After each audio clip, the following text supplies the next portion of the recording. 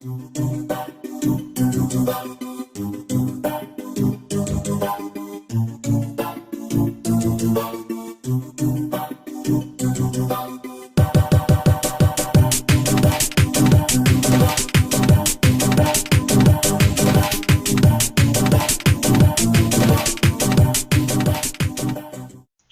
pinèdes sont les forêts les plus anciennes de Suisse, le pin comme le bouleau étant une essence pionnière, autrement dit apparue très tôt après la disparition des glaciers. Des études dendrochronologiques, c'est-à-dire s'occupant du comptage des anneaux du bois et la datation du carbone 14, nous permettent de conclure que ces dernières sont installées en Suisse depuis environ 13 000 ans, préférant des climats secs et contrastés, des sols riches en minéraux et beaucoup de lumière, ce que l'on retrouve abondamment dans les vallées alpines du Valais. La pinède de Finges couvre ainsi 10 hectares et fait partie des sites naturels protégés d'importance nationale. Il y a énormément à dire sur ce magnifique site, mais ici nous nous concentrerons sur l'avenir de cette pinède face au monde moderne, aux toxiques, au changement climatique, à l'envahissement d'une faune parasitaire et mycologique de plus en plus présente, sans oublier l'influence directe de l'homme et ses dépravations, en invoquant entre autres les incendies. Accordons-nous un instant pour parler du pin sylvestre et des caractères qui le distinguent de ses proches cousins. Le pin sylvestre atteignait autrefois une hauteur de 40 mètres, ce qui est maintenant exceptionnel vu le réchauffement climatique. Son écorce est de couleur brun-rouge rosé, surtout dans sa partie supérieure. Elle est assez finement fissurée. Les aiguilles sont groupées par 2 et ont 2 à 6 cm de longueur. Avec le réchauffement climatique, elles sont moins pérennes et souvent plus courtes. Les cônes mâles et femelles sont sur le même arbre. Jusque dans les années 1910, la pinède de Finges, à l'instar des autres forêts, n'a eu aucun problème de régénération. Mais quelle était la situation à cette époque? La forêt était utilisée intensivement pour son bois de chauffage et de construction. Les feuilles mortes et les aiguilles des pinacées étaient soigneusement ramassées pour en faire de la litière pour animaux, parfois même pour les humains. On faisait pâturer les moutons, les chèvres et parfois même les cochons, surtout pour les pauvres sans terre. Le foin des clairières était soigneusement récolté pour l'hiver. Les cônes, aussi appelés pives, servaient d'allumage pour le feu. Les branchages étaient coupés pour faire des clôtures. Ainsi, la forêt était intégralement entretenue avec un sol totalement dénudé et des arbres mieux élagués pour laisser passer la lumière. Ces deux éléments sont fondamentaux pour une bonne régénération des pins. Au cours du XXe siècle, la forêt a subi de nouvelles influences. L'écologie a fait son apparition comme interlocuteur. La forêt est devenue un enjeu touristique pour ressourcer les citadins stressés. Il a fallu composer avec eux. Entre 1995 et 2000, dans certaines régions de la plaine du Rhône, plus de 50% des pins ont péri. Ailleurs, c'est 43% des pins contre seulement 13% des feuillus qui ont subi le même sort sur un même territoire. Les dégâts se situent pour la majeure partie en dessous de 1200 mètres d'altitude, ce chiffre ayant tendance à augmenter avec le réchauffement climatique. Ces constatations sont faites aussi dans d'autres pays alpins. Examinons les facteurs incriminés. Aucun n'est directement causal, mais c'est leur intrication qui entraîne cette dégradation. Le fluor, élément indispensable à la production d'aluminium, le fluor est accusé dès les années 1970 d'atteinte à la flore, soit des abricotiers de la région de Martigny et des pins de Finges. Le combat juridique avec les instances d'Alu-Suisse dura 10 ans, pour finir par l'installation de filtres de protection. Les facteurs climatiques. La plaine du Valais central est connue pour sa sécheresse, moins de 600 mm de précipitations par an. D'autre part, nous assistons à une période de réchauffement climatique. Par exemple, 22 journées à plus de 20 degrés en 1980 à Viège, contre 80 en 2003. Des études scientifiques ont permis de conclure que parmi ces deux facteurs, c'est la température qui prime. D'ailleurs, au-dessus de 1200 mètres, dans une zone plus fraîche, les pins sont beaucoup moins atteints. Ce facteur va donc favoriser la croissance des parasites animaux et végétaux et augmenter les risques d'incendie. Le gui. Tout le monde connaît le gui ou le hou comme plante ornementale des fêtes de fin d'année. Le druide d'Astérix l'a mise à l'honneur dans sa potion magique. Dépourvu de racines, le végétal n'a d'autre solution que de se greffer sur un hôte à l'aide d'un suçoir qui va s'enfoncer dans la branche, créant par la suite des ramifications qui lui permettront de mieux s'implanter encore. Tout au contraire du pin, atteint jusqu'à 37% de sa population, le chêne, son voisin, est rarement infesté. Le transport des graines se fait par les oiseaux. En période de sécheresse, le pin ferme ses pores et économise le précieux liquide, ce qui n'est pas le cas de son hôte indésirable. Ce pompage entraîne un affaiblissement du conifère avec une chute accélérée des aiguilles. Les facteurs infectieux. Le sujet est très technique et ne mérite pas de détails dans un reportage de vulgarisation. Sachez que ces parasites sont des insectes, des champignons, des vers. Ils s'attaquent souvent à des arbres mourants ou déjà morts, donc ne sont pas la cause directe de dégradation de la forêt. Deux des mécanismes sont le creusement de tunnels dans le tronc ou le forage dans une branche.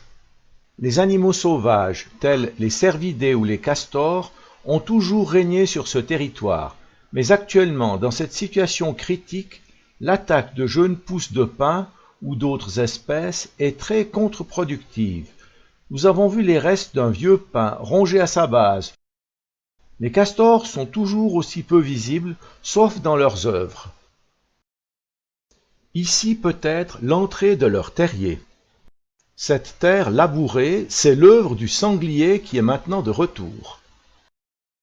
Les incendies. Pas sûr qu'ils étaient moins nombreux ou sévères autrefois qu'aujourd'hui. D'un côté, la forêt mieux entretenue alimentait moins les feux. De l'autre, lorsque l'incendie avait débuté, il n'y avait ni pompe ni hélicoptère pour le combattre. À l'entrée du bois de Finges du côté Sierre, la forêt a brûlé en 1993. Aujourd'hui, 20 ans plus tard, les pins ont bien repoussé, plus clairsemés sur la colline ouest, où ils restent de taille modeste. Il n'y a pas d'envahissement massif d'autres espèces comme le chêne pubescent. Il y a 4 ans, lors d'une promenade d'un groupe de jeunes, une cigarette a été jetée ici dans l'herbe sèche. En quelques minutes, le feu a embrasé 1000 mètres carrés de forêt. Depuis lors, aucun pin n'a réussi à prendre racine sur ce terrain très sec. Ils sont remplacés par des chênes pubescents. On a donc nettoyé ce terrain en coupant les troncs à ras pour y laisser croître la petite coronie, une plante rare. Par contre, sur le versant exposé au nord, donc moins sec, au lieu du même incendie, quelques jeunes pins se battent pour leur survie. Voici encore une image intéressante de la lutte du chêne contre le pin sylvestre. Ce dernier voit son tronc contourné par le feuillu qui se place devant lui pour lui prendre le soleil. À part les chênes, on a aussi des genévriers qui colonisent cet espace sans souffrir particulièrement du manque de lumière. Alors, Monsieur Schlepfli, je vous remercie d'avoir bien voulu m'accompagner et puis répondre à un certain nombre de questions. La première question, quel est l'avenir de la pinède de Finges? Alors, l'avenir de la pinède de Finges est intimement lié au problème du réchauffement climatique. Et son avenir, c'est une transformation assez rapide en chêne pubescent. À terme, je pense dans les 30, 20, 30, 40 prochaines années, ce sera inéluctable. Donc on peut considérer que d'ici là, il y aura de moins en moins de pins, de plus en plus de chênes, ou pratiquement plus de pins du tout? Pratiquement plus de pins, pas. Je pense que le pin va quand même résister. Dans certains secteurs, il va continuer à se développer. Par contre, il y aura de plus en plus de chênes, notamment sur tout ce qui est colline, dans tous les secteurs à collines. Allons maintenant sur le terrain pour des explications pratiques. Juste pour l'historique, dans ce secteur-là, il y a 30 ans en arrière, pratiquement aucun chêne n'était visible et n'avait poussé. Donc dans 30 ans, on a coupé la totalité des pins, ils ont dépéri. Et ce qui a donné une chênaie actuellement.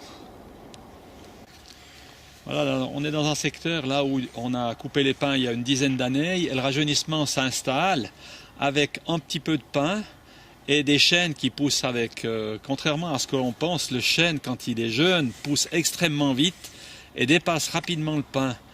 Ce qui fait qu'il lui enlève de la lumière et les pins ont tendance à avoir de la peine à se développer si on ne les aide pas à rester en place. Les couronnes aussi étriquées que ça nous indiquent que cette forêt était extrêmement dense pendant leur progression tout au cours des années, ce qui fait que les couronnes sont très petites et très faibles. Le pin sylvestre a des couronnes beaucoup plus étendues pour autant qu'il ait suffisamment de place pour se développer. Un pin fraîchement abattu qui a été attaqué l'été passé par le champignon, qu'on voit, cette partie noirâtre sur le tronc, c'est le champignon qui a attaqué ce pin, qui l'a fait mourir. Donc, il meurt en quelques jours. Ici des stries du passage du bostriche ou d'autres insectes xylophages. On en voit d'ailleurs un à côté de la flèche rouge. Oui, le bostriche est un insecte qui est connu depuis la nuit des temps, donc qui se développe sur énormément d'essences. Il y a autant d'essences que de bostriches et autant de bostriches que d'essences pratiquement. Et il va se développer en épidémie seulement s'il a des conditions favorables. Donc suite à une tempête, des arbres abattus par la neige, abattus par le vent, qui lui permettent de se développer de manière épidémique. Et ensuite, ces mêmes insectes pourront attaquer des arbres parfaitement sains. Mais ça se chiffre en milliards d'individus qui attaquent une forêt complète. Et c'est à partir de ce moment-là qu'on a des problèmes. On connaît ce qu'il faut faire pour éviter ces épidémies, hein. On a des moyens techniques pour le faire, il suffit de le faire, puis on évite tous ces problèmes. Mais seulement ça demande beaucoup de moyens. Dès qu'on a des problèmes de ce type-là, ça demande beaucoup de moyens et il faut qu'on puisse nous les attribuer à temps et pas en retard. Donc c'est des moyens en personnel et en argent, mais quel genre de moyens? C'est le nettoyage des forêts? Alors, ce n'est pas forcément le nettoyage des forêts qui va nous empêcher le bostriche d'arriver. Par contre, c'est l'enlèvement des arbres qui sont fraîchement abattus, qui ont été fraîchement abattus par le vent ou par la neige, qui nous permettra d'éviter à ce que les bostriches trouvent des sites favorables pour se reproduire de manière épidémique. Et si on fait ce travail à temps, on évite les épidémies et la nature elle-même est capable de gérer le bostriche, pour autant qu'on ne laisse pas se développer. Voilà, on est sur la limite d'une zone de protection intégrale de l'école polytechnique de Zurich.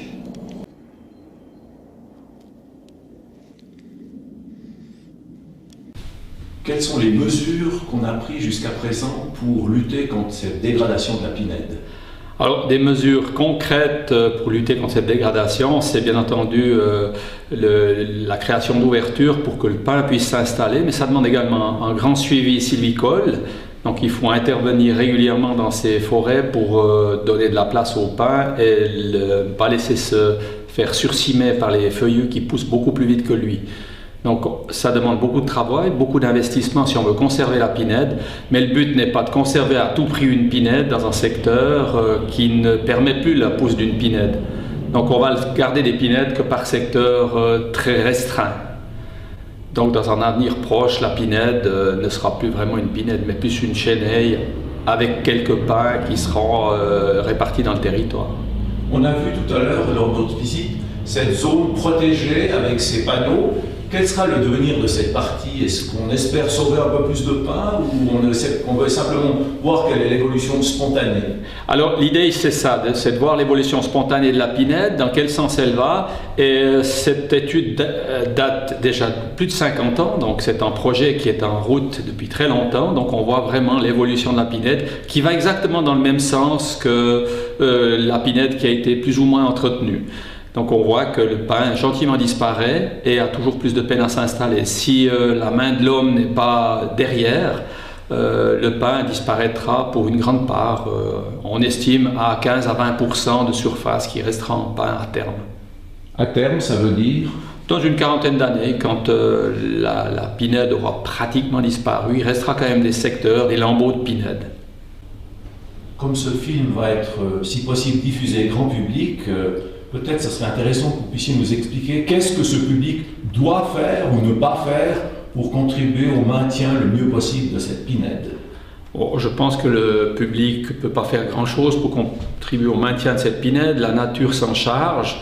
Mais ce que le public peut faire, c'est profiter de la biodiversité et le dynamisme fantastique de cette forêt en la parcourant, en l'observant et surtout en la préservant des déprédations qu'on peut voir dans des zones touristiques où les gens jettent les déchets un petit peu à gauche et à droite.